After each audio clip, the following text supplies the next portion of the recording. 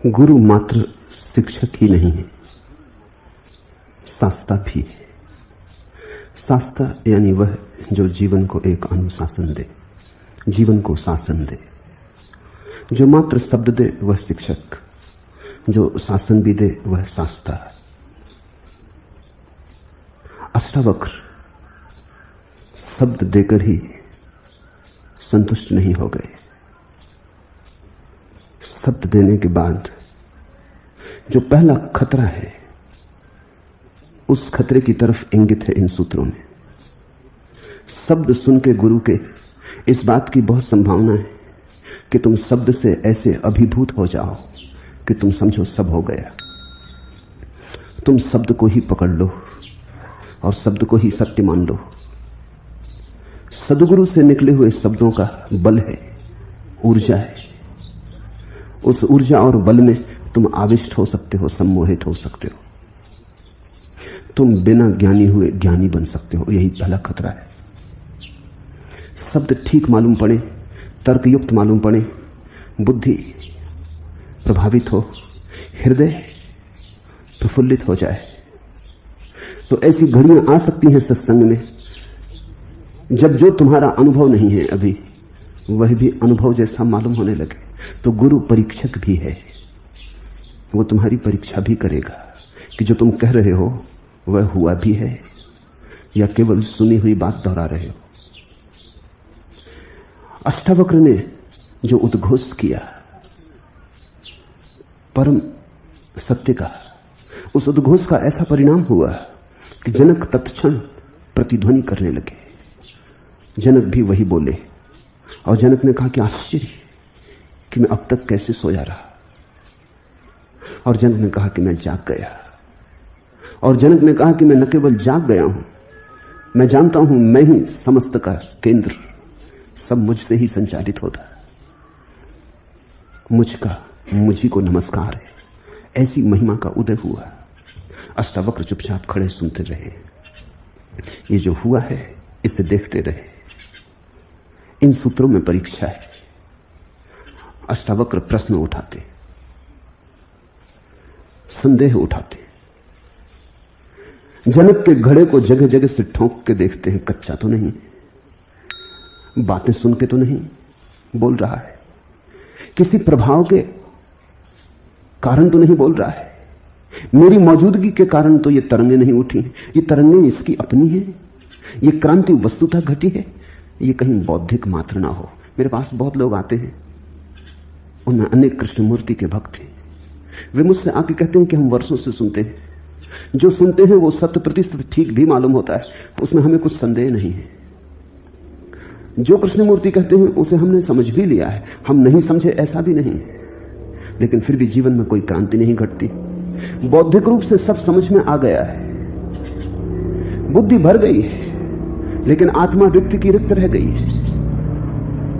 ऊपर ऊपर सब जान लिया और भीतर भीतर हम वैसे के वैसे हैं। भीतर कोई घटना नहीं घटी, अछूते के अछूते रह गए। वर्षा हो गई, घड़ा खाली रह गया है। बड़ी अड़चन में पड़ जाता है व्यक्ति जब उसे बौद्धिक रूप से सब समझ में आ जाता है और अस्तित्वगत कोई समानांतर घटना नहीं घटती। तुम्हें उसकी दुविधा का अंदाज नहीं। उसे दिखाई पड़ता है कि दरवाजा कहां है, लेकिन निकलता दीवार से है। जिसको दरवाजा नहीं दिखाई पड़ता वो भी दीवार से निकलता है, लेकिन उसे दरवाजा दिखाई ही नहीं पड़ता। इसलिए शिकायत किससे? जिस आदमी को ख्याल है कि मुझे दरवाजा दिखाई पड़ता है, समझ आ गया कि कहां है, लेकिन फिर भी मैं दीवार से सिर तोड़ता हूं, तुम उसकी पीड़ा समझो। जब भी उसका सिर टूटता है वो महाविश्वास से भर जाता है कि मुझे मालूम तो है कि ठीक क्या है, फिर मैं गलत क्यों करता हूं। मुझे मालूम तो है कि कहां जाना चाहिए, फिर मैं विपरीत क्यों जाता हूं। सब मालूम है उसे और कुछ भी मालूम नहीं। तो उसके भीतर सीखने की क्षमता भी खो जाती है, उसमें शिष्यत्व का भाव भी खो जाता है, क्योंकि उसे मालूम तो सब है, अब सीखने को और क्या है। उसकी विनम्रता भी खो जाती है और भीतर की पीड़ा सघन होती चली जाती, उसमें कोई अंतर पता नहीं। ऐसा ही समझो कि तुम दवाइयां इकट्ठी करते चले जाओ, इससे तो तुम्हारी बीमारी समाप्त ना होगी, पियोगे तब समाप्त होगी। तुम डॉक्टरों के प्रिस्क्रिप्शन इकट्ठे करके फाइलें बना लो, उन प्रिस्क्रिप्शनों से तो कुछ परिणाम ना होगा जब तक उन प्रिस्क्रिप्शनों के अनुसार जीवन न बनेगा। लेकिन दवाइयों का ढेर तुम्हें एक भ्रांति दे सकता है कि सब दवाइयां तो मेरे पास है, पूरी केमिस्ट की दुकान तो उठा लाया, अब और क्या है, अब कहां जाऊं, किससे पूछूं, अब तो पूछने को भी कुछ नहीं बचा। तो एक दंभ पैदा होता है, बुद्धि की थोथी समझ से एक अहंकार, एक अस्मिता जगती कि मैं जानता हूं, और भीतर एक पीड़ा भी होती है कि मुझे कुछ भी तो पता नहीं, क्योंकि कुछ हो तो नहीं रहा है। हो तो ही कसौटी है। तुम्हारा जीवन बदले किसी सत्य से तो ही सत्य तुम्हारे पास है, अगर जीवन न बदले तो सत्य तुम्हारे पास नहीं। मैंने सुना है स्वामी राम तीर्थ एक छोटी सी कहानी कहा करते थे। वो कहते थे कल्प गंगा के किनारे, स्वर्ग की गंगा के किनारे ज्ञान और मोह एक सुबह आके रुके। गंगा ने कहा भला आए स्वागत, लो डुबकी मुझ में, तुम्हें पवित्र कर दूंगी, उतरो मुझ में, नहा लो, तुम नए हो जाओगे, तुम्हें फिर कुंवारा कर दूंगी, सारी धूल पोंछ डालूंगी। ज्ञान तो अकड़ा खड़ा रहा, क्योंकि ज्ञान ने कहा तू और मुझे शुद्ध करेगी। उसे तो इस बात पे भरोसा ना आया और झुकने की क्षमता वो खो चुका था, समर्पण की कला खो चुका था, शिष्य होना भूल चुका था, किसी दूसरे से कुछ हो सकता है ये बात ही भूल चुका था। ज्ञान की अकड़ आ गई थी कि मैं सब स्वयं कर लूंगा, किस गंगा की जरूरत, किस तीर्थ की जरूरत, किस गुरु की जरूरत, किसी की कोई जरूरत नहीं। वो तो मुस्कुराया, वो तो गंगा के इस बेहुदे आमंत्रण पर मुस्कुराया, लेकिन मोह तो मोहाविष्ट हो गया। मोह को तो बात लुभा गई, लोभ के कारण वो तो उतर गया। गंगा ने उसे नहला दिया, वो शुद्ध हो गया, वो पवित्र हो गया, वो निर्दोष हो गया। जब वो बाहर आया तो देवताओं ने उसकी स्तुति की, आरती की, क्योंकि मोह अब प्रेम हो चुका था। नहा लिया था गंगा में, झुक गया था, मोह अब प्रेम हो चुका था। मोह ही तो शुद्ध होकर प्रेम हो जाता। प्रेम ही की तो आखिरी ऊंचाई प्रार्थना है, और प्रार्थना का ही आखिरी पड़ाव तो परमात्मा है। लेकिन ज्ञान तो अपने रास्ते पे जा चुका था, अकड़ा हुआ, अपनी धूल धमास संभाले हुए, खोपड़ी बड़ी और मजबूत और भारी, और हृदय बिल्कुल सूखा और रिक्त और मरुस्थल। अष्टावक्र सुन के जनक की बातें इन सूत्रों में पहला सवाल उठाते हैं कि जनक, ऐसा तुझे हुआ है, या बातों में उलझ गया, या मेरी बातों में आ गया? वो जगह जगह से उसे ठोंकते। पहला सूत्र, अष्टावक्र ने कहा, आत्मा को तत्वतः एक और अविनाशी जानकर भी क्या तुझे आत्मज्ञानी धीर को धन कमाने में अभी भी रुचि है? क्योंकि जनक ने कोई महल तो छोड़ा नहीं, जनक ने कोई धन का त्याग तो किया नहीं, जनक जैसा है वैसा का वैसा है। एक प्रश्न अष्टावक्र उठाते हैं। जब शिष्य प्रश्न उठाता है तो अज्ञान से उठता है, जब गुरु प्रश्न उठाता है तो ज्ञान से उठता है। शिष्य के प्रश्नों के उत्तर देने बड़े आसान हैं, गुरु के प्रश्नों के उत्तर तो केवल जीवन से दिए जा सकते हैं, और तो कोई उपाय नहीं।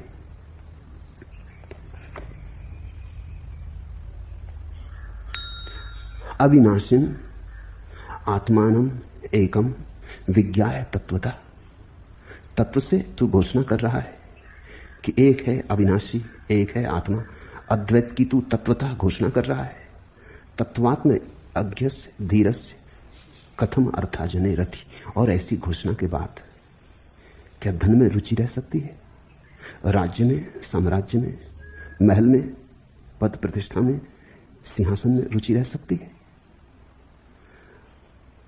जनक के सामने एक प्रश्न चिन्ह खड़ा किया अष्टावक्र ने कि तुझसे पूछता हूं जनक, जब एक का तुझे पता चल गया और तुझे बोध हो गया कि तू स्वयं परमात्मा है, तो क्या धन के पीछे अब भी दौड़ सकता है?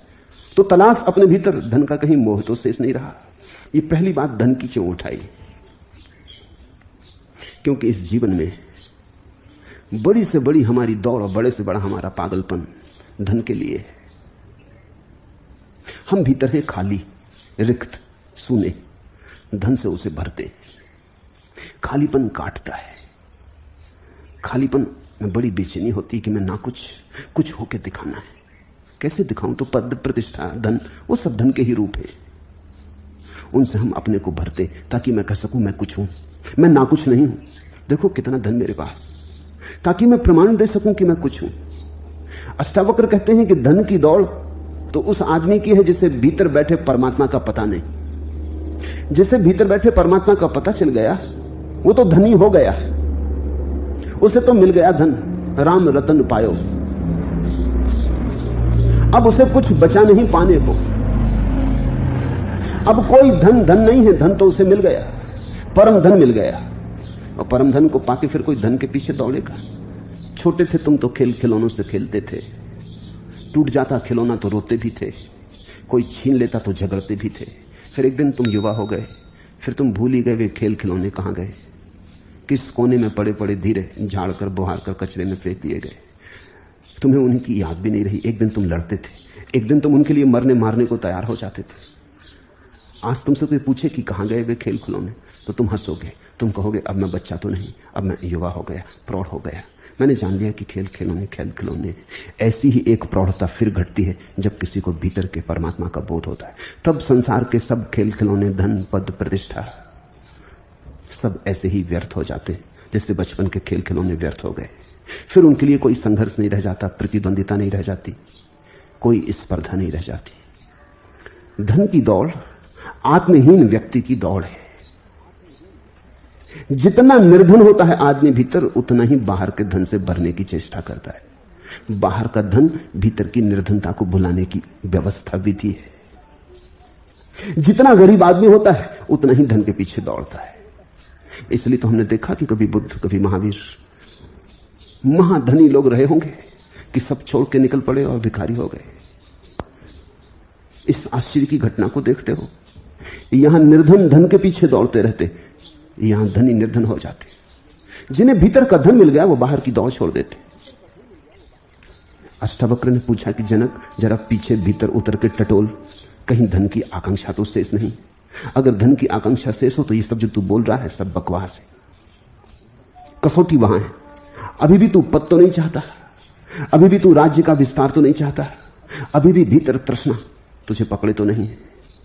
अगर वासना अभी भी मौजूद है भीतर तो पक्का जान कि आत्मा का तुझे अनुभव नहीं हुआ। आत्मा का अनुभव तो तभी होता है जब वासना नहीं रह जाती, या आत्मा का अनुभव होते ही वासना नहीं रह जाती। दोनों साथ साथ नहीं हो सकते।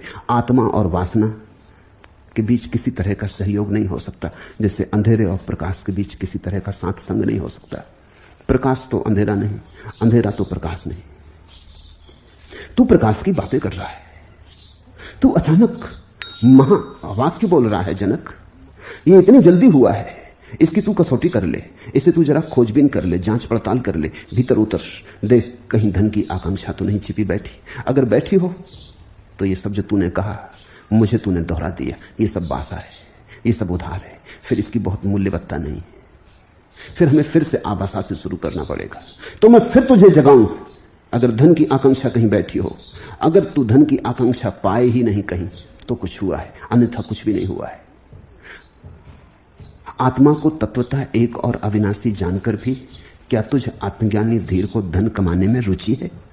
जरा सी भी रुचि, लेस मात्र भी रुचि, जरा सा भी रस? ख्याल रखना, जब तक हम सोचते हैं कि बाहर कुछ हमें मिल जाए, उससे हम कुछ हो जाएंगे, तब तक हमारी धन में रुचि है। यह भी हो सकता है कि तुम धन का त्याग कर दो, लेकिन त्याग से कुछ मिल जाएगा, ऐसी रुचि शेष रह जाए कि दुनिया तुम्हें त्यागी कहेगी, कि लोग प्रशंसा करेंगे, कि चरण छुएंगे, तो फिर कुछ फर्क ना हुआ, तुमने सिर्फ सिक्के बदल लिए। लेकिन अब भी तुम्हारी आकांक्षा वही की वही, रुचि तुम्हारी धन की ही है। धन से मात्र धन के ही तरफ इशारा नहीं है, धन से एक भीतर की आकांक्षा का इशारा है कि बाहर कुछ हो सकता है जिससे मैं मूल्यवान हो जाऊं। धन का आत्यंतिक अर्थ इतना ही है कि बाहर से कुछ मिल सकता है जो मुझे मूल्यवत्ता दे दे। मेरा मूल्य मेरे भीतर है, मैं स्वयं अपना मूल्य हूं, ऐसी प्रतीति वस्तुतः संन्यास है। मेरा मूल्य बाहर से आता है, लोग क्या कहते हैं, इससे मेरा मूल्य निर्मित होता है।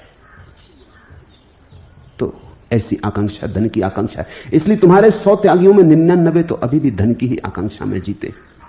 धन उनने छोड़ दिया होगा, बाजार छोड़ दिया, दुकान छोड़ दी, सब छोड़ छाड़ के मंदिरों में बैठ गए, लेकिन अब भी तुम्हारी प्रतीक्षा करते हैं कि तुम आओ और सम्मान दो। अब भी तुम्हारे द्वारा किया गया अपमान खलता है, कांटे की तरह गड़ता है। तुम्हारा सम्मान अभी भी गदगद करता है। तुम कहते हो महात्यागी हो आप, तो भीतर फूल खिल जाते, कमल खिल जाते। अगर कोई नहीं आता सम्मान करने को, तो त्यागी प्रतीक्षा करने लगता है कि आज कोई भी नहीं आया। दुकान बदल गई, ग्राहक नहीं बदले। ग्राहक की अभी भी प्रतीक्षा है। जैसे दुकानदार सुबह से दुकान खोल के बैठ के प्रतीक्षा करता है ग्राहक आए, अगर ऐसा ही त्यागी भी सुबह से प्रतीक्षा करने लगता है कि मंदिर में लोग आए, मेरी पूजा अर्चना हो, लोग मुझे सम्मान दें, प्रतिष्ठा दें, तो दुकान बदली, कुछ भीतर बदला नहीं। जिस दिन तुम्हारे मन में दूसरों से मिलने वाले सम्मान का कोई मूल्य नहीं रह जाता, न निषेधात्मक न विधायक, न उनके अपमान का कोई मूल्य रह जाता है। तुम्हारे पास क्या है, इससे तुम अपनी सत्ता की गणना नहीं करते, और तुम्हारे पास क्या नहीं है, इससे तुम अपने भीतर कमी का अनुभव नहीं करते। तुम जिस क्षण बेशर्त पूर्ण हो जाते हो, जिस क्षण तुम्हारी घोषणा पूर्णता की अकारण हो जाती, जिसमें कोई बाहरी कारण हाथ नहीं देता, उस क्षण तुम जानना कि तुमने जाना। उसके पहले जानकारी, और जानकारी को भूल से जानना मत समझ लेना। ऐसा हुआ कि स्वामी विवेकानंद अमेरिका से वापस लौटे। जब वे वापस आए तो बंगाल में अकाल पड़ा था, तो तत्क्षण आके अकालग्रस्त क्षेत्र में सेवा करने चले गए। ढाका की बात है, ढाका के कुछ वेदांती पंडित उनका दर्शन करने आए। स्वामी जी अमेरिका से लौटे, भारत की पताका फहरा के लौटे, तो पंडित दर्शन करने आए थे, सत्संग करने आए थे। लेकिन जब पंडित आए तो स्वामी विवेकानंद ने ना तो वेदांत की कोई बात की, न ब्रह्म की कोई चर्चा की, कोई अध्यात्म अद्वैत की बात ही ना उठाई। वो तो अकाल की बात करने लगे, और वो तो जो दुख फैला था चारों तरफ, उससे ऐसे दुखी हो गए कि खुद ही रोने लगे, आंख से आंसू झरझर बहने लगे। पंडित एक दूसरे की तरफ देख के मुस्कुराने लगे कि ये आसार संसार के लिए रो रहा है, तो शरीर तो मिट्टी है और ये रो रहा है, ये कैसा ज्ञानी। उनको एक दूसरे की तरफ व्यंग से मुस्कुराते देखकर विवेकानंद को कुछ समझ ना आया। उन्होंने कहा मामला क्या है, आप हंसते? तो उनके प्रधान ने कहा कि हंसने की बात है, हम तो सोचते थे आप परम ज्ञानी, आप रो रहे हैं। शास्त्रों में साफ कहा है कि देह तो है ही नहीं, हम तो आत्मा है। शास्त्रों में साफ कहा है कि हम तो स्वयं ब्रह्म हैं, न जिसकी कोई मृत्यु होती न कोई जन्म होता, और आप ज्ञानी होकर रो रहे हैं। हम तो सोचते थे हम परम ज्ञानी का दर्शन करने आए हैं, आप अज्ञान में डूब रहे हैं। विवेकानंद का सोंटा पास पड़ा था, उन्होंने सोंटा उठा लिया, टूट पड़े उस आदमी पर, उसके सिर पर डंडा रख के बोले कि अगर तू सचमुच ज्ञानी है तो बैठ, तू बैठा रहे, मुझे मारने दे, तू इतनी स्मरण रखना कि तू शरीर नहीं है। विवेकानंद का वैसा रूप, मजबूत तो आदमी थे ही, वो हट्टे कट्टे आदमी थे, और हाथ में उनका बड़ा डंडा। वो पंडित के तो रूह निकल गई, वो तो गिड़गिड़ाने लगा कि महाराज रुको, ये क्या करते हो? अरे ये कोई ज्ञान की बात, हम तो सत्संग करने आए, ये कोई उचित मालूम होता है? वो तो भागा, उसने देखा कि ये आदमी तो जान से मार डाल सकता है। उसके पीछे बाकी पंडित भी खिसक गए। विवेकानंद ने कहा शास्त्र को दोहरा देने से कुछ ज्ञान नहीं हो जाता, पांडित्य ज्ञान नहीं, पर उपदेश कुशल बहुतेरे। वो जो पंडित ज्ञान की बात कर रहा था, तोता रटन थी। उस तोता रटंत में कहीं भी कोई आत्मानुभव नहीं है। शास्त्र की थी, स्वयं की नहीं थी, और जो स्वयं की ना हो वो दो कौड़ी की है। तो अष्टावक्र पहली परीक्षा खड़ी करते। पहली परीक्षा वो ये कहते हैं, जनक ध्यान कर, तू कहता है आत्मा को तत्वतः तूने जान लिया, पहचान गया अविनाशी को, अब क्या तुझ आत्मज्ञानी धीर को धन कमाने में थोड़ी भी रुचि है? इसका मुझे उत्तर दे।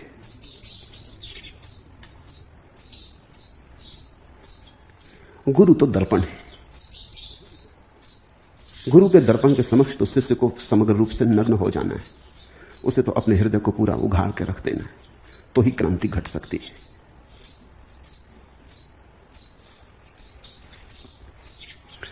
पुरानी कथा है जैन शास्त्रों में, मिथिला के महाराजा नैमी के संबंध में। उन्होंने कभी शास्त्र नहीं पढ़े, उन्होंने कभी अध्यात्म में रुचि नहीं ली, वो उनका लगाव ही न था, उनकी चाहत ने वो दिशा कभी नहीं पकड़ी थी। बूढ़े हो गए थे तब बड़े जोर का दाह ज्वर उन्हें पकड़ा, भयंकर ज्वर की पीड़ा में पड़े। उनकी रानियां उनके शरीर को शीतल करने के लिए चंदन और केसर का लेप करने लगी। रानियों के हाथ में सोने की चूड़ियां थीं, चूड़ियों पर हीरे जवाहरात लगे थे, लेकिन लेप करते समय उनकी चूड़ियां खड़खड़ाती और बजती। सम्राट नेमी को वो खड़खड़ाहट की आवाज, वो चूड़ियों का बजना बड़ी अरिचुकर मालूम हुआ और उन्होंने कहा, हटाओ ये चूड़ियां, इन चूड़ियों को बंद करो, ये मेरे कानों में बड़ी कर्णकटु मालूम होती। तो सिर्फ मंगल सूत्र के ख्याल से एक एक चूड़ी बचा के बाकी चूड़ियां रानियों ने निकाल के रख दी। आवाज बंद हो गई, लेप चलता रहा। नैनी भीतर एक महाक्रांति को उपलब्ध हो गई। ये देख के कि 10 चूड़ियां थी हाथ में तो बचती थी, एक बचती है, एक बची तो बचती नहीं। अनेक है तो शोरगुल है, एक है तो शांति है। कभी शास्त्र नहीं पढ़ा, कभी अध्यात्म में कोई रस नहीं रहा, उठ के बैठ गए, कहा मुझे जाने दो, ये दाह ज्वर नहीं, ये मेरे जीवन में क्रांति का संदेश लेके आ गया, ये प्रभु अनुकंपा है। रानियां पकड़ने लगी, उन्होंने समझा कि शायद ज्वर की तीव्रता में विक्षिप्तता तो नहीं हो गई। उनका भोगी रूप ही जाना था। योग की तो उन्होंने कभी बात ही ना की थी, योगी की तो उपासना फड़कने देते थे। भोग ही भोग था उनके जीवन में। कहीं ऐसा तो नहीं कि सन्निपात हो गया है। वो तो घबरा गई, वो तो रोकने लगी। सम्राट ने कहा, घबराओ मत, न कोई ये सन्निपात है। सन्निपात तो था, वो गया। तुम्हारी चूड़ियों की बड़ी कृपा। कैसी जगह से परमात्मा ने सूरज निकाल दिया, कहा नहीं जा सकता। चूड़ियां बसती थी तुम्हारी, बहुत तुमने पहन रखी थी, एक बची, शोरगुल बंद हुआ। उससे एक बोध हुआ कि जब तक मन में बहुत आकांक्षाएं हैं तब तक शोरगुल है। जब एक ही बचे आकांक्षा, एक ही अभिप्सा बचे, या एक की ही अभिप्सा बचे, और ध्यान रखना, एक की ही अभिप्सा एक हो सकती, संसार की अभिप्सा तो एक हो ही नहीं सकती। संसार अनेक है तो वहां अनेक वासनाएं होंगी। एक की अभिप्सा ही एक हो सकती है। नमी तो उठ गए, ज्वर तो गया, वो तो चल पड़े जंगल की तरफ। न शास्त्र पढ़ा, न शास्त्र जानते थे, लेकिन शास्त्र पढ़ने से कब किसने जाना। जीवन के शास्त्र के प्रति जागरूकता चाहिए तो कहीं से भी इशारा मिल जाता है। अब चूड़ियों से कुछ लेना देना, तुमने कभी सुना चूड़ियों और सन्यास का कोई भी संबंध? जुड़ता ही नहीं। लेकिन बोध के किसी क्षण में, जागरूकता के किसी क्षण में, मौन के किसी क्षण में कोई भी घटना जगाने वाली हो सकती। तुम सो रहे हो, घड़ी का अलार्म जगा देता है, पक्षियों की चहचहाहट जगा देती है, कौओं की कांव कांव जगा देती है, दूध वाले की आवाज जगा देती है, राह से निकलती हुई ट्रक का शोरगुल जगा देता है, ट्रेन जगा देती है, हवाई जहाज जगा देता, कुत्ता भौंकने लगे पड़ोसी का वो जगा देता। ठीक ऐसे ही हम सोए हैं। इसमें जागरण की घटना घट सकती है, लेकिन जागरण की घटना केवल शब्दों से नहीं घटती। वास्तविक ध्वनि। शास्त्र तो ऐसे हैं जैसे रिकॉर्ड में ध्वनियां बंद हैं। तुम रिकॉर्ड रखे अपने बिस्तर के पास, सोए रहो, इससे कुछ भी ना होगा। तुम अपनी स्मृति में कितने ही शास्त्रों के रिकॉर्ड भर लो, इससे कुछ ना होगा। बड़ी महिमापूर्ण घटना घटी है जनक को, लेकिन अष्टावक्र ठीक से कसौटी कर लेना चाहते। अष्टावक्र जनक को भी ठीक से अपने भीतर पहुंच के मौका देना चाहते हैं कि वो देख ले, कहीं धन की आकांक्षा तो नहीं है। अगर है तो संभलो, तो इतनी ऊंची बातें मत करो। तो तुम्हारे पैर तो जमीन में गड़े हैं, आकाश में उड़ने की बातें मत करो। धन तो जमीन है, अगर तुम्हारी धन में आकांक्षा रूपी है तो तुम्हारी जड़ें जमीन में गड़ी हैं, फिर तुम पंख आकाश में न खोल सकोगे।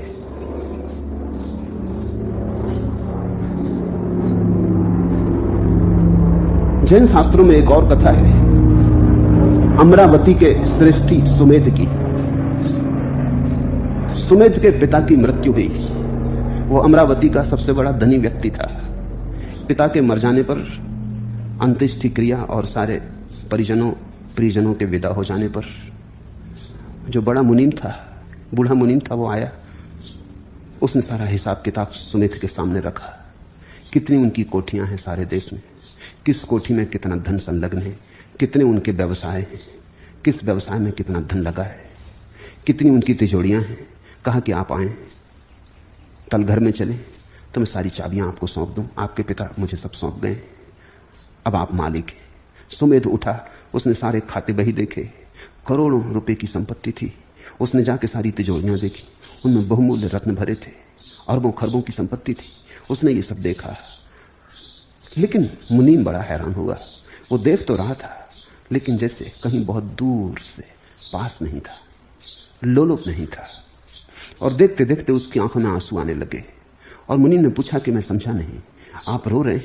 आप इस वक्त पृथ्वी के सबसे धनी लोगों में एक हैं। पिता के जाने पर अब आप मालिक हैं।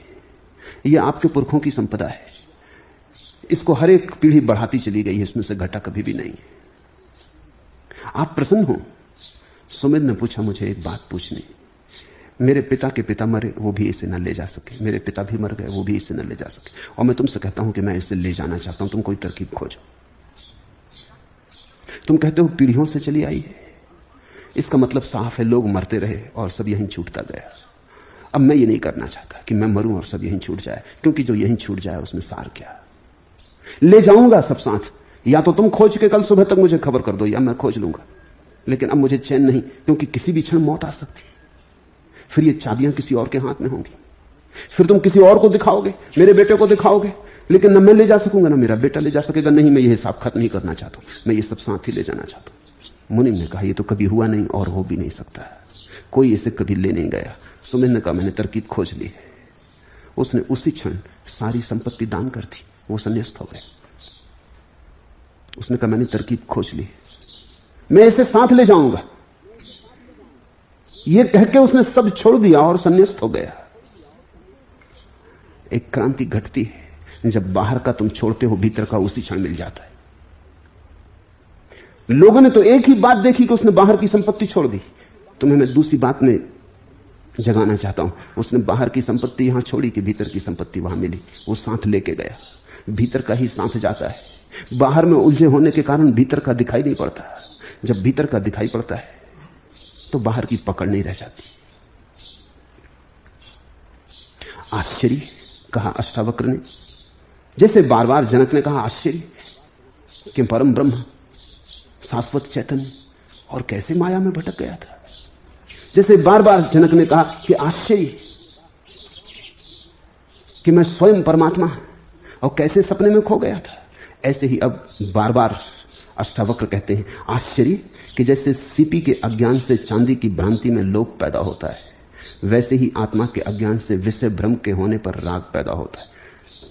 रस्सी पड़ी देखी और समझा कि सांप है तो भय पैदा हो जाता है, सांप है नहीं और भय पैदा हो जाता है। सांप तो झूठा, भय बहुत सच्चा। तुम भाग खड़े होते हो, तुम घबराहट में गिर भी सकते हो, भागने में हाथ पैर तोड़ ले सकते हो, और वहां कुछ था ही नहीं, सिर्फ रस्सी थी। सांप के भ्रम ने काम कर दिया। जनक कहते हैं ऐसे ही सीपी में कभी चांदी की झलक दिखाई पड़ जाती। सीपी पड़ी, सूरज की किरणों में चमक रही, लगता है चांदी। चांदी वहां है नहीं, सिर्फ लगता है चांदी। चांदी के लगते ही उठाने का भाव पैदा हो जाता, मालिक बनने की आकांक्षा हो जाती। चांदी के भ्रम में भी लोभ पैदा हो जाता है।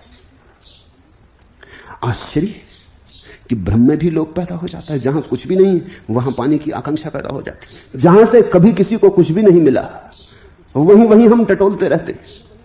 कुछ मिला हो तो भी ठीक। इस पृथ्वी पर कितने लोग हुए, कितने अनंत लोग हुए। सब ने धन खोजा, सब निर्धन मरे, सब ने पद खोदा, सब ने प्रतिष्ठा खोजी, सब धूल में गिरे। बड़े बड़े सम्राट पैरों में दबे पड़े, धूल हो गए। च्वांगतजू लौटता था एक गांव से, मरघट से गुजरा तो एक खोपड़ी पर उसका पैर लग गया। उसने वो खोपड़ी उठा ली और उससे माफी मांगने लगा कि क्षमा कर। उसके शिष्यों ने कहा ये क्या कर रहे हैं, ये मरी खोपड़ी से क्या क्षमा मांग रहे हैं, इसमें सार क्या। च्वांगतजू ने कहा तुम्हें पता नहीं, एक तो ये बड़े लोगों का मरघट है, यहां सिर्फ राजा, धनपति, राजनेता गड़ाए जाते हैं। कोई छोटी मोटी खोपड़ी नहीं पागलो, ये किसी बड़े आदमी की खोपड़ी। शिष्य हंसने लगे। उन्होंने कहा आप भी खूब मजाक करते हैं, अब ये बड़े की हो कि छोटी को खोपड़ी सब बराबर, और मुर्दा खोपड़ी से क्या क्षमा मांगते हो। च्वांगतजू कहने लगा तुम्हें पता नहीं, केवल समय की बात है। 2-4-6 महीने पहले ये आदमी के सिर में अगर मेरा पैर लग जाता तो मेरे सिर की खैरियत न थी। ये कुल समय की बात है, माफी तो मांग ही लूं। तुम जरा इसकी भी तो सोचो। और कुछ दिनों बाद मेरी खोपड़ी भी यहीं कहीं पड़ी होगी और लोगों के पैर मेरी खोपड़ी से लगेंगे और कोई क्षमा भी न मांगेगा। तुम ये भी तो सोचो, किसको क्या मिला है? कुछ मिला हो और तुम खोजो तब भी ठीक है। ऐसी सुल्तान महमूद के जीवन में उल्लेख है कि वो रोज रात अपने घोड़े पर सवार होकर निकलता था गांव में देखने कहां क्या हो रहा, कैसी व्यवस्था चल रही। छिपे वेश में वो रोज रात एक आदमी को देखता था नदी के किनारे रेत को छानते। उसने एक दो दफे पूछा भी कि तू क्या करता है आधी आधी रात तक? कहा मैं रेत छानता हूं, इसमें कभी कभी चांदी के कण मिल जाते, उनको मैं इकट्ठा करता हूं, वही मेरी जीविका है। ऐसा अनेक रातों देख के एक दिन महमूद को लगा कि बेचारा मेहनत तो बड़ी करता है, मिलता कुछ खाक नहीं। तो उसने अपना भुजबंद जो लाखों रुपए का रहा होगा निकाल के चुपचाप रेत में फेंक दिया और चल पड़ा। उस रेत छानने वाले ने तो देखा भी नहीं, लेकिन थोड़ी देर बाद खोजने से उसे मिल गया भुजबंद। दूसरे दिन फिर महमूद रात आया, उसने सोचा कि आज तो वो रेत छानने वाला नहीं होगा वहां, लेकिन वो फिर रेत छान रहा था। महमूद बड़ा हैरान हुआ। उसने कहा कि सुन, मेरे सिपाहियों ने मुझे खबर दे दी कि जो भुजबंद में फेंक गया था वो तुझे मिल गया है, तू उसे बाजार में बेच भी चुका है, वो भी खबर आ चुकी। मैं सुल्तान महमूद, भुजबंद लाखों रुपए का था, तेरे जीवन के लिए और तेरे बच्चों के जीवन के लिए पर्याप्त। अब तू किस लिए छान रहा है रेत? उसने कहा मालिक, इसी रेत के छानने में भुजबंद मिला। अब तो चाहे कुछ भी हो जाए मैं छानना छोड़ नहीं सकता, अब तो छानता ही रहूंगा। अब तो ये जिंदगी है और मैं हूं और ये रेत है। जहां ऐसी ऐसी चीजें मिल सकती हैं, भुजबंद मिल गया, अब इसको मैं रोक नहीं सकता।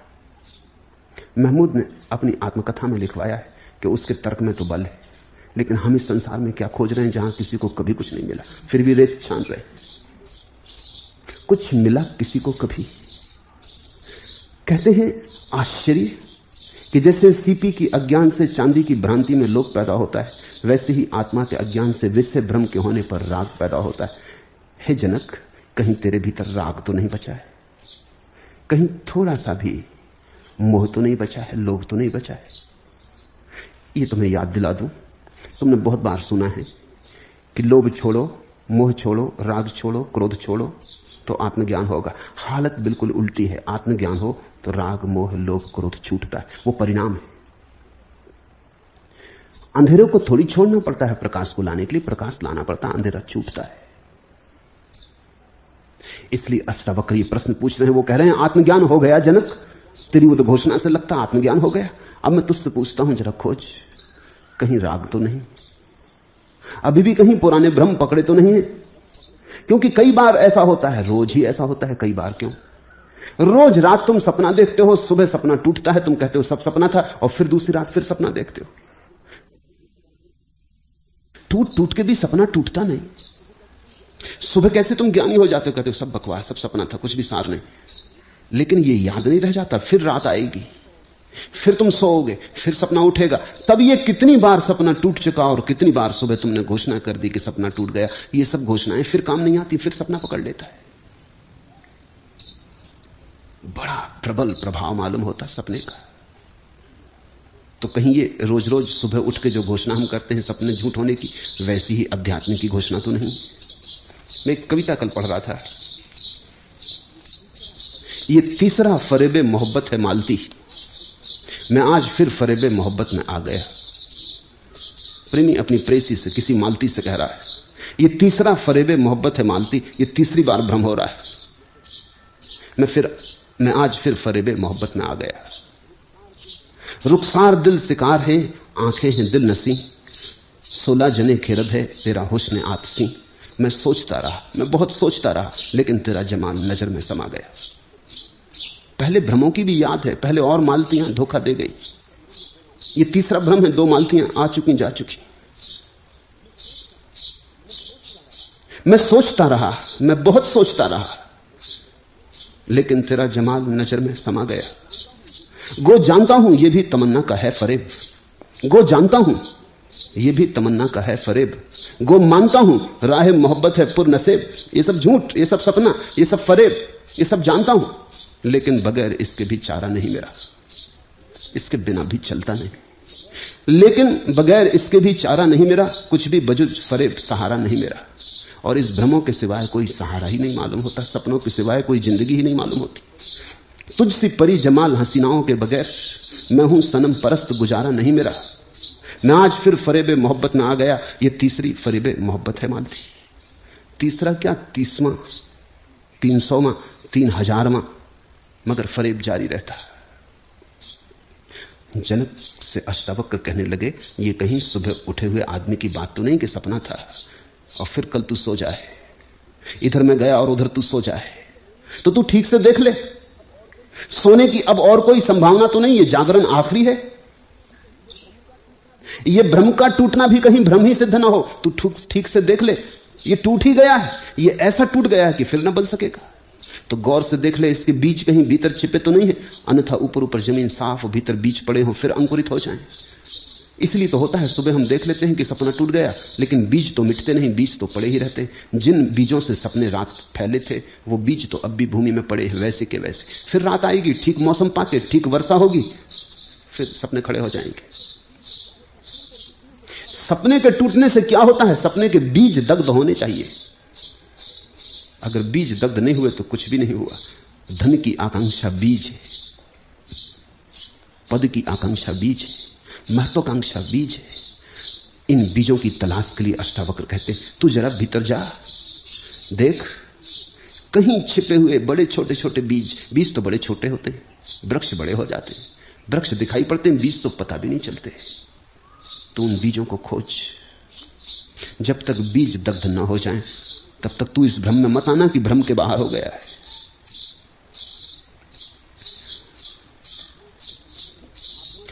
जिस आत्मारूपी समुद्र में यह संसार तरंगों के समान स्फुरित होता है, वही मैं हूं, यह जानकर भी क्यों तू दीन की तरह दौड़ता है। आदमी के जीवन की एकमात्र दीनता है वासना, क्योंकि वासना भिखमंगा बनाती। वासना का अर्थ है दो। वासना का अर्थ है मेरी झोली खाली है, भरो, कोई भरो, मेरी झोली खाली है। वासना का अर्थ है मांगना। वासना का अर्थ है कि मैं जैसा हूं वैसा पर्याप्त नहीं, मैं जैसा हूं उससे मैं संतुष्ट नहीं। दो कहते हैं फरीद, उनके गांव के लोगों ने कहा कि तुम अकबर को जानते हो, अकबर तुम्हें जानता है, तुम्हारा सम्मान भी करता है। तुम एक बार जाके अकबर से इतना कह दो कि हमारे गांव में एक मदरसा खोल दे, गांव के बच्चे पढ़ने को तरफते, गरीब गांव है, तुम कहोगे तो मदरसा खुल जाएगा। फरीद कभी राजमहल गया नहीं था। कभी कभी अकबर को जब रस होता था तो फरीद के दरबार में आता था, लेकिन जब मांगना हो तो जाना चाहिए, ये सोच के फरीद गया। जब वो पहुंचा, सुबह सुबह ही पहुंच गया, क्योंकि मांगना हो तो सुबह ही सुबह मांगना चाहिए। सांझ तक तो आदमी इतने क्रोध में आ जाता है, इतना परेशान हो चुका होता है कि देने की बात कहां और तुमसे छीन ले। इसलिए भिखमंगे सुबह आते। सुबह तुमसे थोड़ी आशा है, ताजे हो, रात भर विश्राम के बाद उठे हो, जिंदगी उतनी बोझिल नहीं है, इतना क्रोध नहीं, सांझ तक तो तुम भी थक जाओगे। सुबह सुबह तुम्हारी ताजगी में फरीद पहुंचा। अकबर प्रार्थना कर रहा था अपनी निजी मस्जिद में। फरीद को तो जाने दिया, लोग जानते थे अकबर का बड़ा भाव है फरीद के प्रति। फरीद पीछे जाके खड़ा हो गया। अकबर ने अपनी नमाज पूरी की, हाथ उठाए आकाश की तरफ और कहा, परमात्मा मुझे और धन दे और दौलत दे, मेरे साम्राज्य को बढ़ाकर। फरीद की आंखों में तो आंसू आ गए ये दीनता देख के कि ये सम्राट भी कोई सम्राट, इससे तो हम भले। कम से कम परमात्मा एक इल्जाम तो नहीं लगा सकता कि हमने कुछ मांगा हो। और फिर उसे याद आया कि इस आदमी से क्या मांगना, इससे तो एक मदरसा लेने का मतलब होगा इसको गरीब बनाना, थोड़ा गरीब हो जाएगा।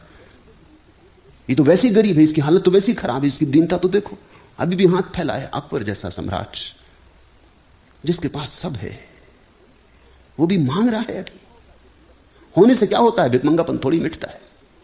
दुनिया में दो तरह के भिखमंगे हैं, गरीब और अमीर। भिखमंगे तो सभी, गरीब को तो क्षमा भी कर दो, लेकिन अमीर को कैसे क्षमा करो, वो भी मांगे चला जाता है। फरीद तो लौटने लगा। अकबर उठा तो फरीद को सीढ़ियों से उतरते देखा। उसने कहा, कैसे आए और कैसे चले, कभी तो तुम आए नहीं, स्वागत, घर में पधारो। फरीद ने कहा, हो गया, आए थे एक बात से, लेकिन वो तो गलत ख्याल था, चूक हो गई, हमसे भूल हुई, तुम्हारा कोई कसूर नहीं। अकबर तो बड़ा बेचैन हो गया। उसने कहा, हुआ क्या, मैं कुछ समझूंगी तो पहले मत बूझो। फरीद ने कहा, गांव के लोगों ने, ना समझो ने, ये समझ के कि तुम सम्राट हो, तुम्हारे पास बहुत है, मुझे भी भ्रम में डाल दिया। मैं भी उनकी बातों में आके चला गया। ना समझो की दोस्ती ठीक नहीं।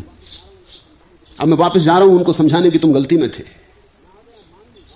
मैं आ गया मांगने, गांव के लोगों ने कहा था एक मदरसा खुलवा दो, नहीं, लेकिन तुम्हारी हालत खराब है, तुम तो दीन अवस्था में। वो प्रार्थना मैं तुमसे न करूंगा। मेरे पास कुछ होता तो वो मैं तुम्हें दे डालता, मेरे पास कुछ है नहीं। तुम्हारी हालत बड़ी खराब है, तुम्हारी तो हालत दिवाले निकले जैसी। तुम प्रार्थना करके मांग रहे थे। मैं आया था सम्राट से मिलने, भिखारी को देख के वापस जा रहा हूं। अष्टावक्र ने कहा, विश्वम स्फुरति यत्रेदम तरंगा एव सागरे। जैसे आत्मा रूपी समुद्र में यह संसार तरंगों के समान स्फुरित होता है, वही मैं हूं। ऐसा जानकर सो अहम स्मृति विज्ञा, ऐसा जानकर किम दीनम इव धावसी, फिर तू दीन की तरह दौड़ा जा रहा है। जरा भीतर तो देख, वहां कोई दौड़ बाकी तो नहीं, वहां कुछ मांग बाकी तो नहीं, वहां कुछ पाने को शेष तो नहीं है। क्योंकि परमात्मा का मिलने का अर्थ यह है कि अब पाने को कुछ भी शेष ना रहा, मिल गया जो मिलना था, आखिरी मिल गया, आत्यंतिक मिल गया। इसके पार मिलने को कुछ भी नहीं। अगर तेरे भीतर अब भी पार मिलने को कुछ हो तो समझना कि परमात्मा नहीं मिला, तू शब्दों के जाल में आ गया जनक, तू मेरे प्रभाव में आ गया जनक, तू सम्मोहित हो गया। ध्यान रखना, मन को अच्छी बातें मान लेने की बड़ी जल्दी होती।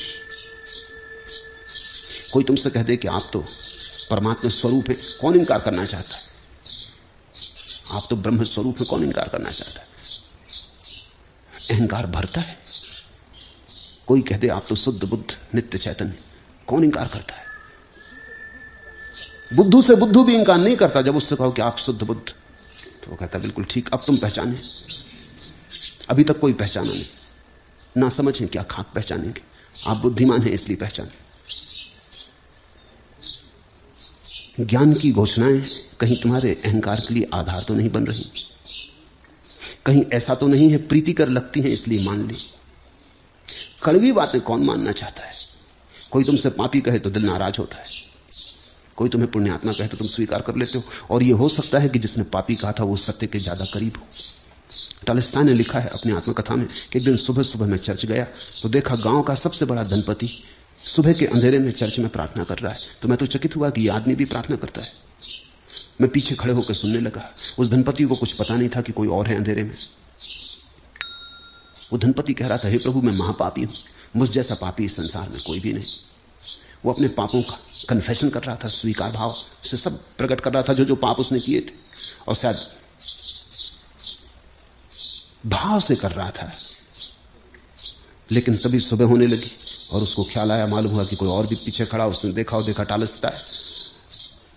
वो टॉलस्टॉय के पास आया, उसने कहा क्षमा करना, ये बात किसी और तक न जाए। ये जो मैंने कहा है मेरे और परमात्मा के बीच है, तुमने अगर सुन लिया अनसुना कर दो। ये बात किसी और तक न जाए, अन्यथा मानहानि का मुकदमा चलाऊंगा। टॉलस्टॉय ने कहा ये भी खूब रही, तुम परमात्मा के सामने स्वयं घोषणा कर रहे हो, फिर आदमियों से क्या डरते हो? उसने कहा तुम इस बात में पड़ो ही मत। अगर तुमने ये बात कहीं भी निकाली और यहां कोई दूसरा नहीं, अगर मैंने ये बात कहीं से भी सुनी तो तुम ही पकड़े जाओगे। ये मेरे और परमात्मा के बीच निजी बात है, ये कोई सार्वजनिक बात नहीं। तो हम पाप को तो चुपचाप स्वीकार करना चाहते हैं परमात्मा और हमारे बीच, और पुण्य की हम घोषणा करना चाहते हैं सारे जगत में। करना चाहिए उल्टा। पुण्य की घोषणा तो निजी होनी चाहिए, वो परमात्मा और स्वयं के बीच। पाप की घोषणा सार्वलौकिक होनी चाहिए, सार्वजनिक होनी चाहिए। तो अष्टावक्र ने कहा कहीं ऐसा तो नहीं है। ये स्वादिष्ट बातें, ये मधुर बातें, ये वेदों का सार, ये उपनिषदों का सार, तुझे स्वादिष्ट लग रहा है, ये तो पक्का है। लेकिन स्वादिष्ट लगने से कुछ सत्य थोड़ी हो जाता है। आदमी मौत से डरता है तो जल्दी से मान लेता है आत्मा अमर है, इसलिए नहीं कि समझ गया कि आत्मा अमर है, मौत के डर के कारण। तुमने देखा ये भारत है, ये पूरा मुल्क मानता है आत्मा अमर, और इससे ज्यादा कायर कौम खोजनी मुश्किल है। होना तो उल्टा चाहिए, आत्मा जिनकी अमर है इनको कोई गुलाम बना सकता है, लेकिन 1000 साल तक ये गुलाम बने रहे। आत्मा अमर है नहीं, आत्मा अमर है का सिद्धांत हम पकड़े ही इसलिए हैं कि मरने से हम डरे। ये सिद्धांत हमारी सुरक्षा है। हम ये सिद्धांत अनुभव से नहीं जाने। अगर अनुभव से जाना होता तो ये मुल्क तो गुलाम बनाया ही नहीं जा सकता। इस मुल्क को तो कोई दबा ही नहीं सकता। क्योंकि जिसकी आत्मा अमर है उसको तुम क्या दबाओगे? ज्यादा से ज्यादा धमकी मार डालने की दे सकते हो, वो धमकी भी नहीं दे सकते तुम इस देश को। आत्मा जिनकी अमर है उनके ऊपर कोई धमकी ना चलेगी। लेकिन दिखाई उल्टा पड़ता है। भयभीत लोग, मौत से डरे हुए लोग मंत्र जाप कर रहे हैं आत्मा की अमरता के। क्षुद्र में पड़े हुए लोग विराट की घोषणा कर रहे हैं। क्षुद्र को छिपाने का आयोजन तो नहीं है विराट की चर्चा, पाप को छिपाने का आयोजन तो नहीं है पुण्य की चर्चा। अगर ऐसा है तो जनक से अष्टावक्र कहने लगे, तू फिर से एक बार भीतर उतर के देख, ठीक से कसौटी कर ले। अत्यंत सुंदर और शुद्ध चैतन्य आत्मा को सुनकर भी कैसे कोई इंद्रिय के विषय में अत्यंत आसक्त होकर मलिनता को प्राप्त होता है। श्रुतापि, सुनकर भी। ध्यान रखना, सुनने से ज्ञान नहीं होता, ज्ञान तो स्वयं के अनुभव से होता है। श्रुति से ज्ञान नहीं होता, शास्त्र से ज्ञान नहीं होता। हिंदुओं ने ठीक किया है कि शास्त्र के दो खंड किए, श्रुति और स्मृति। ज्ञान उसमें कोई भी नहीं है। कुछ शास्त्र श्रुतियां हैं, कुछ शास्त्र स्मृतियां हैं। न तो स्मृति से ज्ञान होता, न श्रुति से ज्ञान होता। श्रुति का अर्थ है सुना हुआ, स्मृति का अर्थ है याद किया हुआ, जाना हुआ। दोनों में कोई भी नहीं। श्रुतापि, शुद्ध चैतन्य आत्मानम अति सुंदरम। ऐसा सुनकर कि आत्मा अति सुंदर है, भ्रांति में मत पड़ जाना, मान मत लेना। जब तक जान ही ना ले तब तक मानना मत, विश्वास मत कर लेना, अनुभव को ही आस्था बनने देना। नहीं तो ऊपर ऊपर तू मानता रहेगा आत्मा अति सुंदर है, और जीवन के भीतर वही पुरानी मवाद, वही इंद्रिय आसक्ति, वही वासना के घाव बहते रहेंगे, रिश्ते रहेंगे।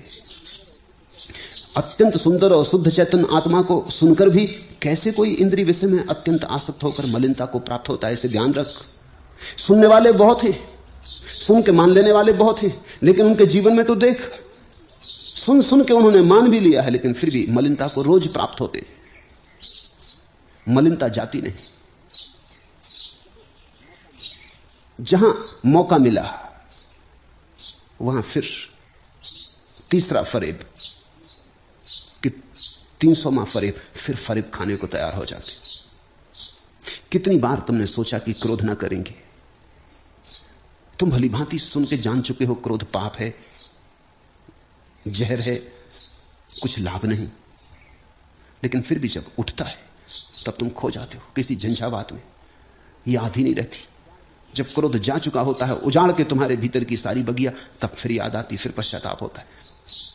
पर फिर पछताए होत का, जब चिड़िया चुग गई खेत, फिर तुम पछताते हो। ये पुरानी आदत हो गई, क्रोध कर लिया, पछता लिया, फिर क्रोध कर लिया, फिर पछता लिया। क्रोध और पश्चाताप एक दूसरे के संगी साथी हो गए, उसमें कुछ फर्क नहीं रहा है। तुम्हारे पश्चाताप ने क्रोध को रोका तो नहीं। साफ है कि तुमने क्रोध को अभी देखा नहीं, सुन सुन के मान रखा है कि बुरा है। यह तुम्हारा अपना आत्मदर्शन नहीं। मैं एक कहानी पढ़ता था, बौद्ध कथा है। श्रावस्ती में एक सेठ था, मृगार। उसकी लड़के की बेटी थी विशाखा। विशाखा सुनने जाती थी बुद्ध को। मृगार कभी कहीं सुनने गया नहीं। वो धन लोलुप, धन के पीछे पागल था। वो सबसे बड़ा श्रेष्ठी था श्रावस्ती का। श्रावस्ती भारत की सबसे ज्यादा धनी नगरी थी और मृगार उसका सबसे बड़ा धनपति था। तुम्हें शायद ख्याल में ना हो, जो शब्द हिंदी में है सेठ, वो श्रेष्ठी का ही अपभ्रंश है, श्रेष्ठ का अपभ्रंश है। अब तो सेठ गाली जैसा लगता है, लेकिन कभी वो श्रेष्ठतम लोगों के लिए उपयोग किया जाता था। नगर का सबसे बड़ा, श्रावस्ती का सबसे बड़ा श्रेष्ठी था मृगार, लेकिन कभी बुद्ध को सुनने न गया था। विशाखा उसकी सेवा करती, अपने ससुर की, उसके लिए भोजन बनाती। लेकिन विशाखा को सदा पीला लगती थी कि ये ससुर बूढ़ा होता जाता है और बुद्ध के वचन भी इसने नहीं सुने, जानना तो दूर सुने भी नहीं। इसका जीवन ऐसे ही धन पद वैभव में बीता जा रहा है। ये जीवन यूं ही रेत में गंवाए दे रहा है। ये सरिता ऐसे ही खो जाएगी सागर में पहुंचे बिना। तो एक दिन जब मृगार भोजन करने बैठा और विशाखा उसे भोजन परसती थी, तो वो कहने लगी, तात भोजन ठीक तो है, सुस्वादु तो है। मृगार ने कहा, सदा तू सुंदर सुस्वादु भोजन बनाती, ये प्रश्न तूने कभी पूछा नहीं, आज तू पूछती, बात क्या है? तेरा भोजन सदा ही सुस्वादु होता।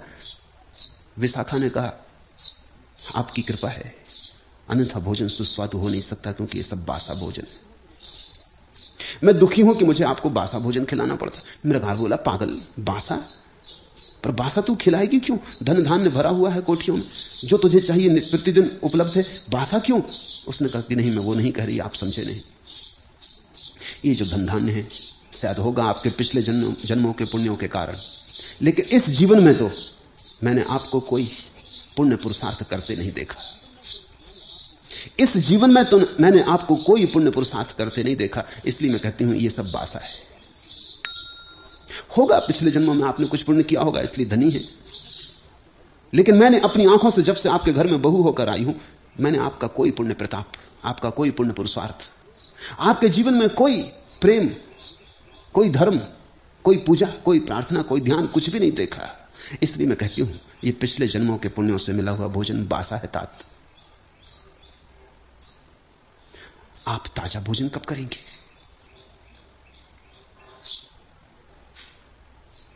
मृगार आधा भोजन किए उठ गया, रात भर सो न सका। बात तो सही थी, चोट गहरी पड़ी। दूसरे दिन सुबह विशाखा ने देखा, वो भी बुद्ध के वचन सुनने के लिए मौजूद है, वो भी सुन रहा है। तब सुन सुन के वो ज्ञान की बातें करने लगा। वर्ष बीतने लगे, पहले वो ज्ञान की बातें न करता था, अब वो ज्ञान की बातें करने लगा, लेकिन जीवन वैसा का वैसा रहा।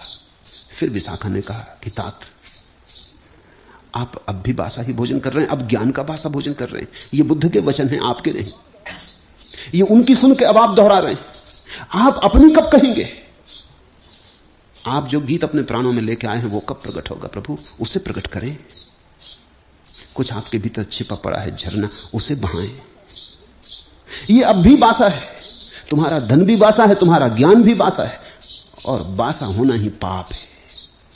सब पाप बासे, पुण्य तो सदा ताजा है। सद्ध स्नात, अभी अभी हुई वर्षा में ताजे खड़े हुए फूल, अभी अभी उगे सूरज की किरणों में नाचती सुबह की ताजी ताजी पत्तियां, ऐसा पुण्य है। ज्ञान को सुनकर सब कुछ मत मान लेना। जब तक जान ना लो तब तक रुकना मत। सब भूतों में आत्मा को और आत्मा में सब भूतों को जानते हुए भी मुनि को ममता होती है, यही आश्चर्य। अष्टावक्र कहने लगे, मुनियों को देखो, साधु सन्यासियों को देखो, संतों को देखो, कहते हैं सब भूतों में आत्मा है और आत्मा में सब भूत है, फिर भी मुनि को ममता होती। तो जरा जल्दी ना करो जनक, कहीं तुम भी ऐसे मुनि मत बन जाना। ऊपर ऊपर से तो कहे चले जाते हैं लोग कि हमारी कोई ममता नहीं, सब छोड़ दिया है। एक जैन साध्वी, मैं दिल्ली जाता था तो मुझे मिलने आई। मेरी बातें सुन के उसे लगने लगा कि वो जिस जाल में है उसके बाहर हो जाए। मैंने कहा अपने गुरु से पहले बात कर। उसने अपने गुरु को कही तो गुरु तो बहुत नाराज हो गए। गुरु ने तो कहा कि मुझसे मिलना चाहते हैं। मुझसे मिले तो बड़े नाराज थे, नाराजगी में भूल ही गए। वो कहने लगे कि ये साध्वी अगर छोड़ के चली जाएगी तो हमारे संप्रदाय की बड़ी हानि होगी। फिर इस साध्वी से हमारी बड़ी ममता है, ये हमारे बुढ़ापे का सहारा है। वो काफी बूढ़े हो गए। मैंने कहा ये तो बात वैसी की वैसी जैसे कोई बाप कहता कि ये बेटा हमारे बुढ़ापे का सहारा है, कोई मां कहती ये बेटी हमारी बुढ़ापे की सहारा है। ये तो घर गृहस्थी की बात हो गई, ये साधु को शोभा नहीं देती। अगर इस साध्वी को ऐसा लग रहा है कि इसके जीवन में स्वतंत्रता घटित होगी इस जाल के बाहर निकलने से, तो तुम्हारा आशीर्वाद दो। अगर तुम्हें इससे ममता है तो अपनी ममता को तुम अपनी समस्या समझो, उसको सुलझाने की कोशिश करो। मरने के पहले ममता छोड़ो। तो वो थोड़े चौंके, कहने लगे बात तो ठीक है, ममता होनी नहीं चाहिए, लेकिन ममता है। बेटे बेटियों से ममता छूटती है तो शिष्य शिष्याओं से हो जाती, ममता थोड़ी हटती। घर से छूटती तो मंदिर से हो जाती, दुकान से छूटती तो आश्रम से हो जाती, ममता थोड़ी छूटती। मेरा नए नए आश्रय बनाता चला जाता है। एक आश्रय उजाड़ो, उसके पहले दूसरी जगह आश्रय बना लेता है। एक नीड़ गिराओ, दूसरी जगह नीड़ बना लेता है। लेकिन मेरा तो बचता ही चला जाता है। अष्टावक्र ने कहा, सब भूतों में आत्मा को और आत्मा में सब भूतों को जानते हुए भी मैं तुमसे कहता हूं जनक, ऐसे मुनि हैं जिनको ममता होती है। असली आश्चर्य तो यही है। तुम क्या आश्चर्य की बात कर रहे हो कि शुद्ध बुद्ध आत्मा कैसे संसार में पड़ गई? छोड़ो ये फिक्र, उससे बड़े आश्चर्य मैंने देखे। मुनि हो गए, सब छोड़ दिया, घोषणा भी कर दी, सर्वभूतेषु चात्मनम सर्वभूतानि चात्मनि मुनेर जानत आश्चर्यम ममत्वम अनुवर्तते। मैं तुम्हें असली आश्चर्य बताता हूं, जिन्होंने सब छोड़ दिया फिर भी कुछ छूटा नहीं, ममता मौजूद है। इससे बड़ा चमत्कार तुम देखोगे। साधु भी ग्रस्त है, सन्यासी भी बंधा है, मोक्ष की आकांक्षा करने वाले अभी संसार में ही भटक रहे हैं। बातें मोक्ष की हैं, प्राण संसार में अटके। तो जरा सोच के करना, एकदम जल्दी मुनि मत बन जाना, क्योंकि ये चमत्कार होता है। अष्टावक्र निश्चित ही कठोर गुरु रहे होंगे। कठोर गुरु होना ही चाहिए। गुरु कठोर ना हो तो करुणावान नहीं। उसकी कठोरता ही उसकी करुणा है। वो कसने लगे, खूब ठोकने लगे। जनक भी घबराया होगा। जनक ने तो पहले सोचा होगा कि इतनी ऊंची बातें कहीं गुरु एकदम छाती से लगा लेंगे कि धन्य भाग कि तू उपलब्ध हो गया। लेकिन ये गुरु भी खूब है। ये अष्टावक्र तो उल्टी डांट पिलाने लगे। मगर अष्टावक्र ने ठीक किया। कसौटियों से गुजर के ही सोने की परख होती, आंख से गुजर के ही सोना कुंदन बनता है। परम अद्वैत में आश्रय किया हुआ और मोक्ष के लिए भी उद्धत हुआ पुरुष काम के वश होकर क्रीड़ा के अभ्यास से व्याकुल होता है। यही आश्चर्य। आदमी मरते मरते दम मर रहा हो, आखिरी क्षण तक भी मौत द्वार पर दस्तक दे रही हो, तब तक भी काम वासना से पीड़ित होता है।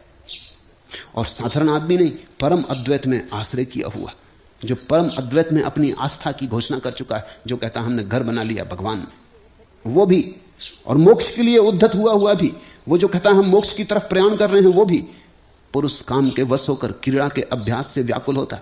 यही आश्चर्य है। पुरानी आदतें जाती नहीं। बोध भी आ जाता है तो पुरानी आदतें लौट लौट के हमला करती, आदतें बदला लेती। मैंने सुना है एक अंधा और एक लंगड़ा, दो मित्र थे, दोनों भिखारी, और दोनों की मित्रता एकदम जरूरी भी थी, क्योंकि एक अंधा था और एक लंगड़ा था। लंगड़ा चल नहीं सकता था, अंधा देख नहीं सकता था, तो अंधा चलता था और लंगड़ा देखता था। लंगड़ा अंधे के कंधों पर बैठ जाता, दोनों भिक्षा मांग लेते।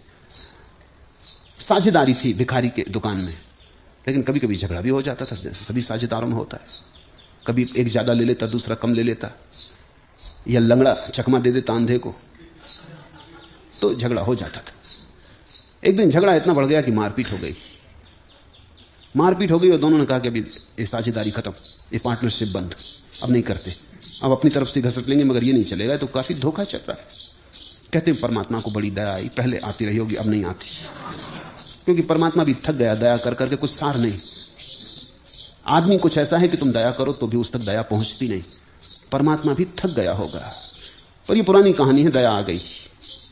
परमात्मा मौजूद हुआ, प्रकट हुआ। उसने उस दिन सोचा कि आज दोनों को आशीर्वाद दे दूंगा। अंधे के पास जाके कहूंगा मांग ले जो तुझे मांगना। स्वभाव था अंधा मांगेगा कि मुझे आंखें दे दो, क्योंकि वही उसकी पीड़ा है।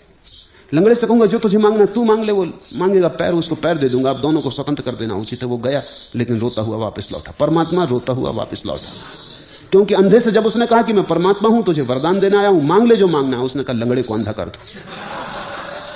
जब उसने लंगड़े से कहा, लंगड़े ने कहा बस अंधे को लंगड़ा कर दो प्रभु। ऐसे ही अनुभवों के कारण उसने आना भी जमीन पर धीरे धीरे बंद कर दिया। कोई सार नहीं, बीमारी दुगनी हो गई। आने से कुछ फायदा नहीं हुआ, दया का परिणाम और घातक हो गया। आदमी की आदतें, दुख भी आदत है। अगर तुम्हारे सामने परमात्मा खड़ा हो जाए तो तुम जो मांगोगे उससे तुम और दुख खड़ा कर लोगे। तुम्हारी पुरानी आदत ही तो मांगेगी ना। अगर अंधे में थोड़ी भी अकल होती तो वो कहता प्रभु जो तुम्हें ठीक लगता हो, मेरे योग्य है वो दे दो, क्योंकि मैं तो जो भी मांगूंगा वो गलत होगा, क्योंकि मैं अब तक गलत रहा हूं। मेरी उसी गलत चेतना में से तो मेरी मांग भी आएगी। नहीं, मैं ना मांगूंगा, तुम जो दे दो, तुम्हारी मर्जी पूरी हो। तुम ज्यादा ठीक से देखोगे, तुम मुझे दे दो जो मेरे योग्य हो। अंधे ने मांगा वहीं भूल हो गई, लंगड़े ने मांगा वहीं भूल हो गई। आदतें पुरानी थी और अभी भी क्रोध का जहर बाकी था। तो परमात्मा भी सामने खड़ा था, फिर भी चूक गए। आदमी के सामने कई बार मोक्ष की घड़ी आ जाती, फिर भी आदमी चूक जाता है, क्योंकि पुरानी आदतें हमला करती, और मोक्ष की घड़ी में बड़ी जोर से हमला करती, क्योंकि आदतें भी अपनी रक्षा करना चाहती। हर आदत अपनी रक्षा करती, टूटना नहीं चाहती। मेरे देखे दुनिया में अधिक लोग दुखी इसलिए नहीं कि दुख के कारण, 100 में 99 मौके पर तो कोई कारण नहीं, सिर्फ आदत है। कुछ लोगों ने दुख का गहन अभ्यास कर लिया है, वो अभ्यास ऐसा हो गया कि छोड़ते नहीं बनता, उसमें ही उन्होंने अपना सारा जीवन लगाया। आज एकदम से छोड़ भी कैसे दें। मैं एक किताब पढ़ रहा था, एक बहुत अनूठी किताब है, सभी को पढ़नी चाहिए, उससे सभी को लाभ होगा। किताब का नाम है how to be really miserable. वस्तुतः दुखी कैसे हो। और निश्चित ही लिखने वाले ने बड़ी खोजी, उसने सारे नियम साफ कर दिए हैं कि जहां कहीं कोई चूक न रह जाए, सब नियम साफ कर दिए। थोड़े से तुम भी अभ्यास करते हो उनमें से अनजाने, मगर अगर किताब पढ़ लोगे तो तुम जानबूझ के ठीक से व्यवस्था से अभ्यास कर सकोगे। शायद कुछ भूल चूक हो रही हो और तुम्हारा दुख परिपूर्ण ना हो पा रहा हो। दुख के अभ्यासी हैं लोग। काम वासना एक बड़ा प्राचीन अभ्यास है, सनातन पुरातन, जन्मों जन्मों में उसका अभ्यास किया है, कभी उससे कुछ पाया नहीं, सदा खोया, सदा गंवाया, लेकिन अभ्यास रोए रोए में समा गया है।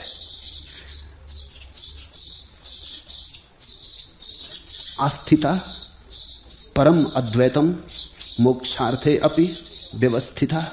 वह जो मोक्ष के लिए तैयार है और वो जो परम अद्वैत में अपनी आस्था की घोषणा कर चुका है। आश्चर्यम काम वसगो विकला केली शिक्षया। केली शिक्षया, पुरानी काम वासना की शिक्षा के कारण, अभ्यास के कारण। आश्चर्यम काम वसगो विकला केली शिक्षया, पुरानी अभ्यास के कारण बार बार विकल हो जाता। मौत के क्षण में तक आदमी काम वासना के सपनों से भरा होता है। ध्यान करने बैठता है तब भी काम वासना के विचार ही मन में दौड़ते रहते। मंदिर जाता, मंदिर में बाहर से दिखाई पड़ता, भीतर से शायद वैश्यालय में हो। इसलिए अष्टावक्र कहते हैं, जनक जल्दी मत कर, ये जाल बड़े पुराने, तू ऐसा एक क्षण में मुक्त हो गया। अष्टावक्र ये नहीं कह रहे हैं कि तू मुक्त नहीं हुआ। अष्टावक्र की तो पूरी धारणा यही है कि तत्क्षण मुक्त हुआ जा सकता है, लेकिन वो जनक को सब तरफ से सावचेत कर रहे हैं कि कहीं से भी भ्रांति ना रह जाए। ये मुक्ति अगर हो तो सर्वांग हो, ये कहीं से भी अधूरी ना रह जाए, कहीं से भी रोगाणु फिर वापस ना लौट आए। काम को ज्ञान का शत्रु जानकर भी कोई अति दुर्बल और अंतकाल को प्राप्त पुरुष काम भोग की इच्छा करता है, यही आश्चर्य है। उद्भूतम ज्ञानर दुमित्रम अवधार्य अति दुर्बला चा अंतकालम अनुसृता कामम आकांक्षेत आश्चर्यम। तू क्या आश्चर्य की बातें कर रहा है जनक? असली आश्चर्य हम तुझे बताते। अष्टावक्र कहते कि मर रहा है आदमी, सब जीवन ऊर्जा छीन हो गई, सब जीवन बिखर गया, फिर भी काम वासना बची। सिवाय कड़वे तिक्त स्वाद के कुछ भी नहीं छूटा है, सिवाय विषाद और घावों के कुछ भी नहीं बचा है। सारा जीवन एक विफलता थी, फिर भी काम वासना बची। कठिन है, दुस्तर है, क्योंकि अभ्यास अति प्राचीन है। तो तू ठीक से निरीक्षण कर ले, निदान कर ले, अंतश्चेतन में उतर, अचेतन में उतर। वस्तुतः जिसको फ्रायड ने अनकॉन्शियस अचेतन कहा है, अष्टावक्र उसी की तरफ इशारा कर रहे हैं कि तेरे चेतन में तो प्रकाश हो गया, लेकिन तेरे अचेतन की क्या गति है? तेरे बैठक के कमरे में तो सब साफ सुथरा हो गया, लेकिन तेरे तलघरे की क्या स्थिति है? अगर तलघरे में आग जल रही तो धुआं जल्दी ही पहुंच जाएगा तेरे बैठक खाने में भी, और अगर तलघरे में गंदगी भरी है तो तू बैठक खाने में कब तक सुवास को कायम रख सकेगा? उतर भीतर, सीढ़ी सीढ़ी खोज बीजों को अचेतन में, और वहां दग्ध कर ले। और अगर तू वहां ना पाए तो फिर ठीक हुआ, तो फिर जो हुआ ठीक हुआ।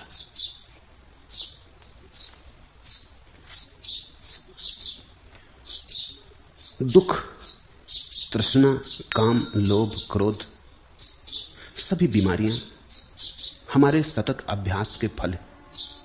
ये अकारण नहीं है, हमने बड़ी मेहनत से इनको सजाया संवारा है, हमने बड़ा सोच विचार किया है, हमने इनमें बड़ा धन संपत्ति लगाई है, हमने बड़ा न्यस्त स्वार्थ इनमें रचाया है।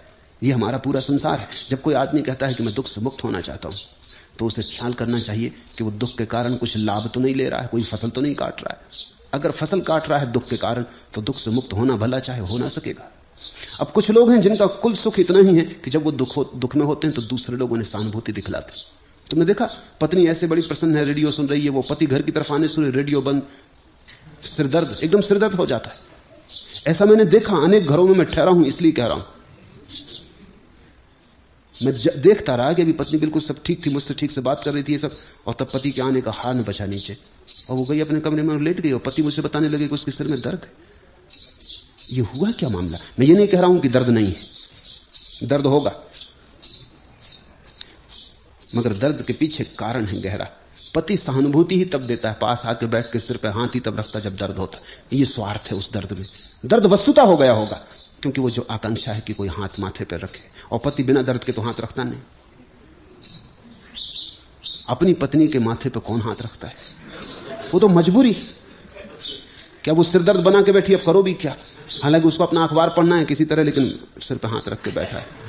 अब ये सिर पे हाथ रखने की जो भीतर कामना है, कोई सहानुभूति प्रकट करे, कोई प्रेम जाहिर करे, कोई ध्यान दे, अगर ये तुम्हारे दुख में समाविष्ट है तो तुम लाख कहो हम दुख से मुक्त होना चाहते हैं, तुम मुक्त न हो सकोगे। क्योंकि तुम एक हाथ से तो पानी सींचते रहोगे और दूसरे हाथ से शाखाएं काटते रहोगे, ऊपर से काटते भी रहोगे, भीतर से सींचते भी रहोगे। इससे कभी छुटकारा ना होगा। देखना, दुख में तुम्हारा कोई नियोजन तो नहीं है, इन्वेस्टमेंट तो नहीं है।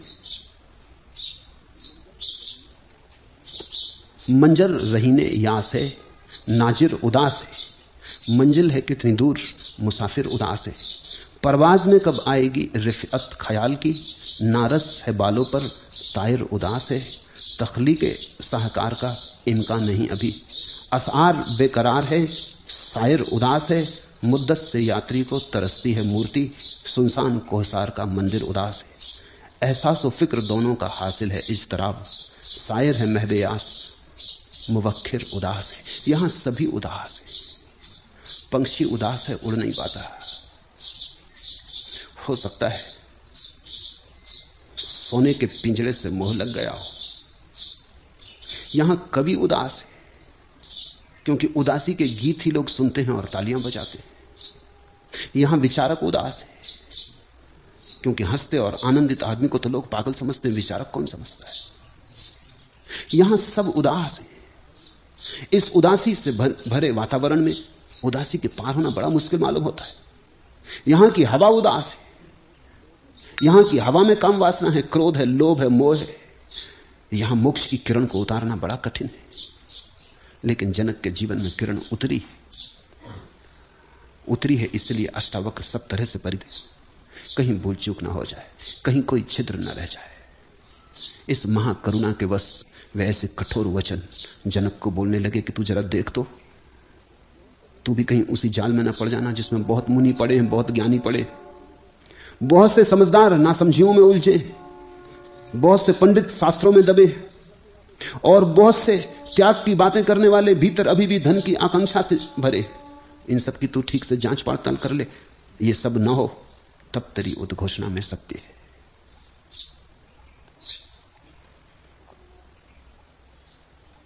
हरिओम तत्सत। आज इतना।